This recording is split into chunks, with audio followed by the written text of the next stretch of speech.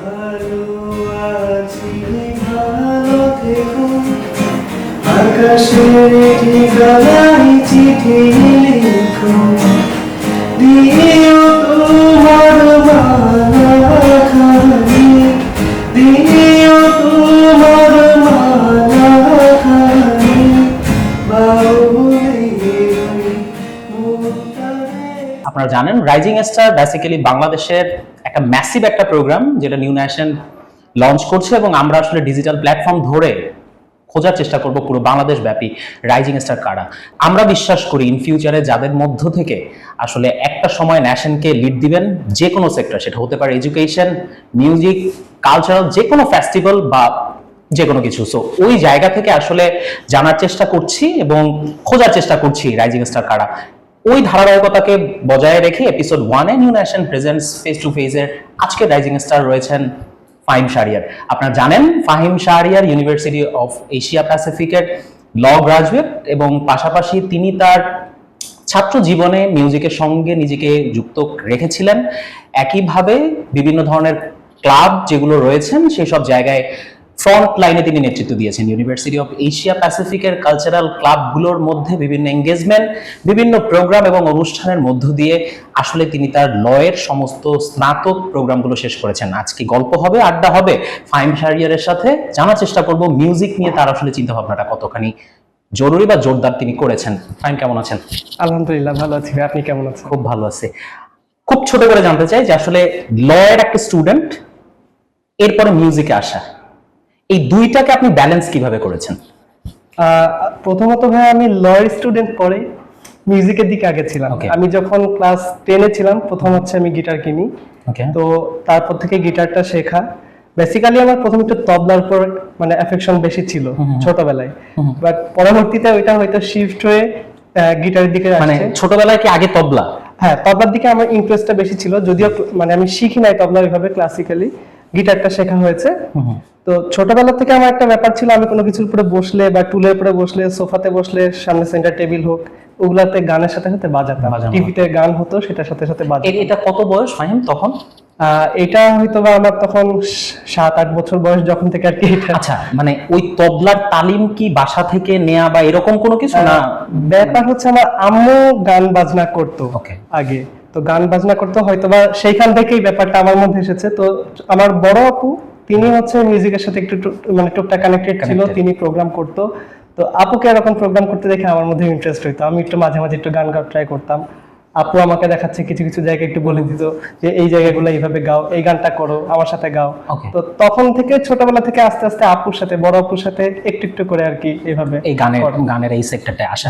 আচ্ছা, গিটারের লেসনটা আসলে কোথা থেকে শুরু হয়েছিল? গিটারের লেসনটা আমার একদম, আমি যেখানে আমার হোম টাউন যশোরে, ওখানে একটা মানে নাম করা ব্যান্ড আছে মানচিত্র ব্যান্ড। মানচিত্র ব্যান্ডের লিড গিটারিস্ট রুবেল ভাইয়া। তো প্রথম তার কাছে আমার যাওয়া এবং তার কাছ থেকে আর কি বেসিকটা আর কি শেখা। এরপর আমি উদিচিতে গিয়েছি।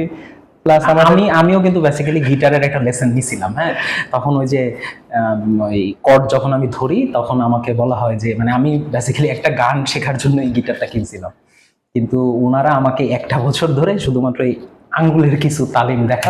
না, আমার বেসিকটা শেষ করতে 6-7 মাস লেগেছে, 1 বছর লাগে নাই। তারপরে একটু একটু করে আর কি ইন্টারমিডিয়েট লেভেল ব্যাপারগুলো আর কি আমি ট্রাই করেছি শেখার। আর এখন আর কি যতটুকু পারি নিজের মতো করে শখের বসে যতটুকু। আচ্ছা ফাহিম, আমার না মানে এই ক্যাজুয়াল ডিসকাশনটা ভালো লাগতেছে না, আমরা একটা গান শুনি। ওকে, ঠিক আছে। ওকে, অনেক পরিচিত একটা গান, হয়তো বা আপনিও পারেন, আপনি আমার সাথে একটু গাইলে আমারও ভালো লাগবে। ভালো আছি ভালো থেকো, এই গানটা করি। সুন্দর।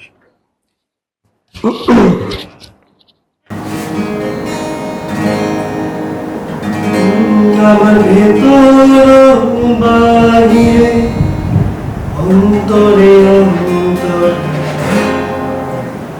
আছে তুমি হৃদয় জুড়ে।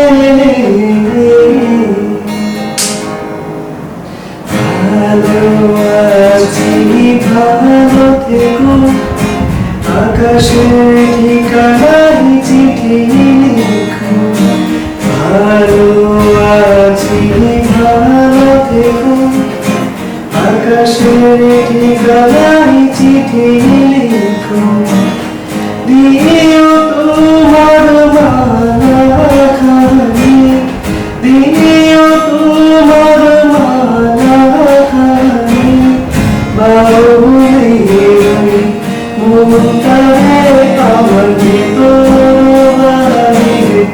অন্তরে অন্তরে আছো তুমি হৃদয় জুড়ে আমার ভেতর বাহিরে অন্তরে অন্তরে আছো তুমি হৃদয় জুড়ে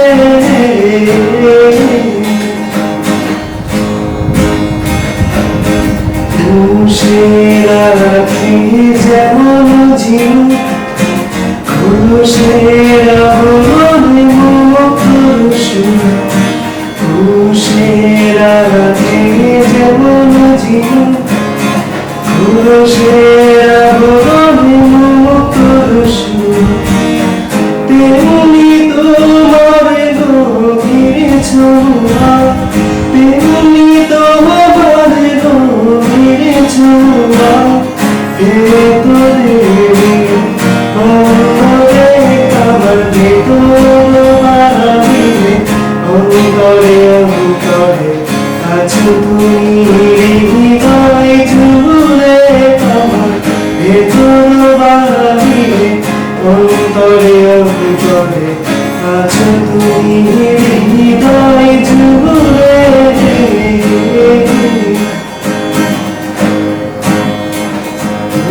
ভালো আছি ভালো থেকো আকাশের ঠিকানায় চিঠি লিখো ভালো আছি ভালো থেকো আকাশের ঠিকানায় চিঠি লিখো দিও তোমার মালা খানি দিও তোমার মালা খানি বাবুরে রই অন্তরে আমার ভেতর বাহিরে অন্তরে অন্তরে আছো তুমি হৃদয় জুড়ে আমার ভেতর বাহিরে অন্তরে অন্তরে আছো তুমি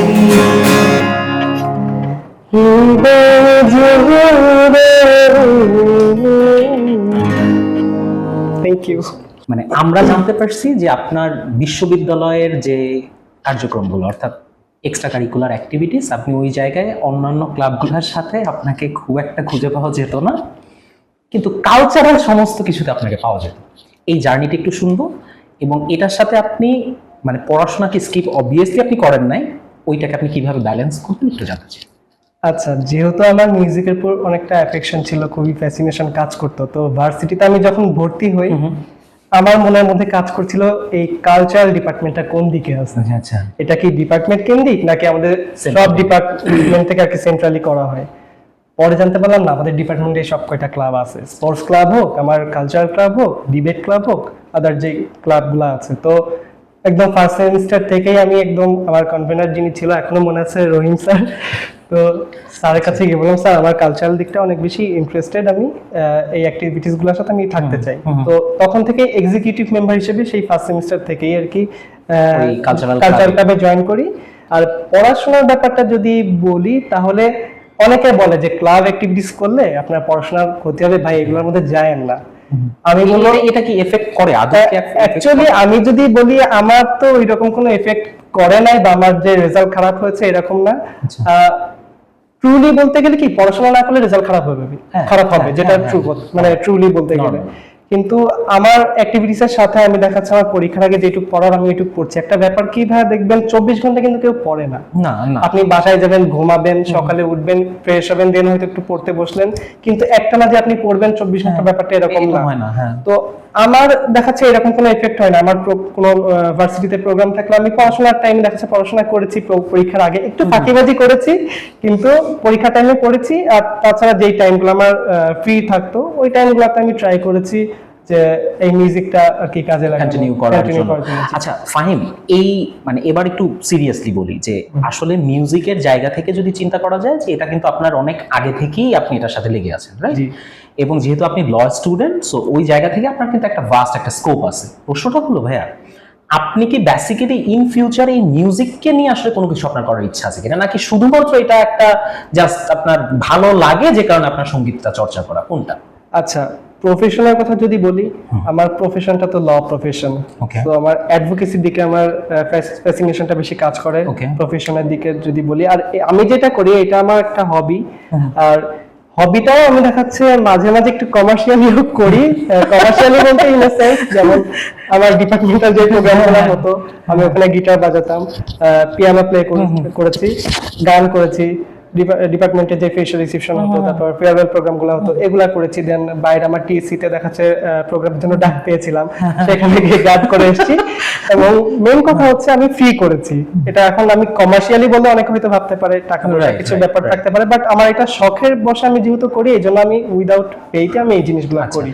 মানে আপনি তো অনারিয়ামের কথা বললেন, রাইট? জি, সো মানে এই মিউজিকের মাধ্যমে সর্বপ্রথম মানে এটা হলো আপনার কত টাকা আপনি পেয়েছিলেন, মানে মনে পড়ে এরকম হ্যাঁ, এটা আমার অ্যাপ্রিসিয়েশন বা টোকেন অফ অ্যাপ্রিসিয়েশন যেটা মনে পড়ে। আমার হোম টাউন আর কি 31st নাইটে যে প্রোগ্রামগুলো হয় খুবই কমন। তো আমার একটা ফ্রেন্ড ছিল, ওদের আর কি এলাকাতে আর কি ওরা বললো যে এরকম একটা প্রোগ্রাম হবে, ওখানে গিয়েছিলাম। আর আমার মনে আছে ওখানে আমি ফার্স্ট টাইম পেমেন্ট আর কি ওইখান থেকে পাই। পেমেন্ট পান? আমরা একটা ব্যান্ড নিয়েই গিয়েছিলাম, আমাদের একটা টিম ছিল, তো ওখানে আমি ভোকালিস্ট প্লাস গিটারিস্ট হিসেবে গিয়েছিলাম। তো ওই টাইমে ফার্স্ট আমার আর কি, এটা 2020 হ্যাঁ। আচ্ছা, আমি যদি এরকম বা অডিয়েন্স যদি এটা মনে করে যে ফাহিমের আসলে আগামী মানে ইন ফিউচারে বা 5-6 বছর পরে আমরা ফাহিমের একটা ব্যান্ড দেখবো, এইটা কি অডিয়েন্স যদি এটা মনে করে, এটা কি তারা ভুল মনে করবে কিনা? না, এটা হইতে পারে। এটা হতে পারে। হইতে পারে। ব্যাপার কি, আমার ভার্সিটি কেন্দ্রিক একটা টিম বলতে পারেন আছে। আমার খুব কাছের একটা ছোট ভাই জুবাইদ মুতাসিম সাকিব, আমি যখন সেকেন্ড সেমিস্টারে ছিলাম, ওরা ফার্স্ট সেমিস্টারে ভর্তি হয়। তো ওই টাইম থেকে ওরও মিউজিকের প্রতি খুবই ফ্যাসিনেশন। তো আমরা দুইজন একসাথে ওই টাইম থেকে আর কি একত্রে আছি। এরপর দেখা যাচ্ছে আমরা যখন সিনিয়র হইতে থাকলাম, আরো ব্যাচ ঢুকলো। এরপরে আমাদের সাথে আরো একটা ছোট ভাই ছিল রুদ্র, সেও আমাদের সাথে বাজাতো। তো প্লাস আমার বাইরেও ফ্রেন্ড সার্কেল কিছু আছে। তো হ্যাঁ, এমন হইতে পারে আগামী 5 বছর পরে আমরা নিজের একটা ব্যান্ড ক্রিয়েট করলাম, দেন সেটা আর কি প্রফেশনাল প্ল্যাটফর্মে আমরা গিয়ে আর কি প্লে করছি, হতে পারে। ওকে ফাইন, যদি আমি ধরেও নেই যে আফটার 5 ইয়ার্স একটা ব্যান্ড আমরা পাবো, সেই ক্ষেত্রে ফাহিম আমার মানে অডিয়েন্সের কাছে যে কোয়েশ্চেনটা থাকে বা স্টুডেন্টরা যেই ধরনের প্রবলেমগুলোর মধ্যে পড়ে, সেটা হলো মিউজিক করার জন্য না কিন্তু একটা এনভায়রনমেন্ট লাগে। সেটা হতে পারে ফ্যামিলি সাপোর্ট, সেটা হতে পারে আপনার মানে নিজের একটা কমিউনিটি। আপনি কখনো এই মিউজিকের ক্ষেত্রে কখনো চ্যালেঞ্জ ফেস করছেন কিনা? সেটা হতে পারে আপনার বাইরের পরিবেশ, ইউনিভার্সিটি, আপনার ফ্যামিলি। হ্যাঁ, প্রথম দিকে একটু দেখাচ্ছে বাসা থেকে প্রেশার আসতো যে এইরকম বাইরে স্টেজ করা কি দরকার, শখ করে করছো, শখ থেকে করো, সমস্যা নেই, বাসার মধ্যে করো, প্রবলেম নাই। বাট পরবর্তীতে আমার আব্বু আম্মু জিনিসটাকে পজিটিভলি নিয়েছে। একদম শেষ পর্যায়ের অনুষ্ঠানের শেষের দিকে আমরা, প্রশ্নটা হলো নিজেকে রাইজিং স্টার মনে করা এবং অডিয়েন্সদেরকে আসলে কি মনে করেন যে তরুণ প্রজন্ম একজন রাইজিং স্টার হিসেবে হওয়ার মানে হতে হলে তার মধ্যে আসলে কোন গুণগুলো থাকা প্রয়োজন? ফাহিম, আচ্ছা, প্রথমত আমার কাছে মনে হয় কি এক্সট্রা কারিকুলার যে অ্যাক্টিভিটিস যেগুলো আছে, এগুলোর সাথে তাদেরকে মানে ইনভলভমেন্টটা অনেক দরকার। হইতে পারে সে খেলাধুলায় পারদর্শী, খেলাধুলা করুক, সে যদি মিউজিকে পারদর্শী হয় মিউজিক করুক, যদি ডান্সের প্রতি ইন্টারেস্ট থাকে সে ডান্স করুক। জিনিসগুলা কি, এই ব্যাপারগুলা যদি আপনি না করেন, আপনি শুধু একঘেয়েমি যদি শুধু পড়াশোনা করেন বা যে কোনো একটা সাইডে যদি ফোকাস করেন, আপনার এই অ্যাক্টিভিটিস গুলো আপনি শিখতে পারবেন, সফট স্কিল গুলো গ্রো হচ্ছে না। তো আপনার মধ্যে যদি এই স্কিলগুলো না থাকে, যদি অন্য আরো 10টা ছেলে মেয়ের মতো যদি আপনিও সেম একটা ট্র্যাকে যান, আপনার যদি এই স্কিলগুলো গ্রো আপ না হয়, তাহলে আমার কাছে মনে হয় জিনিসটা আর কি হবে না, পসিবল হবে না। আপনার মধ্যে এই এক্সট্রা কারিকুলার অ্যাক্টিভিটিস যেগুলো আছে বা এই ছোট ছোট যে স্কিলগুলো আছে, এগুলো ডেভেলপ করা অবশ্যই দরকার আমার কাছে মনে হয়। আমরা অনুষ্ঠানের একদমই শেষের দিকে চলে এসেছি। কথা বলছিলাম ফাহিমের সাথে, জানার চেষ্টা করেছি একজন রাইজিং স্টার হিসেবে হয়ে ওঠার জন্য আসলে ন্যাশনকে যারা লিড করবেন, তারা আসলে কিভাবে একটা ন্যাশনকে লিড করতে পারেন এবং তার কি কি ধরনের যোগ্যতা থাকাটা প্রয়োজন এবং কোন ধরনের কাজগুলো তাদের করতে হয়। অনুষ্ঠানে একদম শেষের দিকে চলে আসার আগেই বিদায় নিব, তবে তার আগে ফাহিমের গান শুনতে শুনতে আমরা বিদায় নিব। ফাহিম, একই সাথে রয়েছি দুজন, একই ডোরে বাঁধা দুটি পায়, ছিড়বে না কবু বাঁধন, আসলে আসুক তুফান।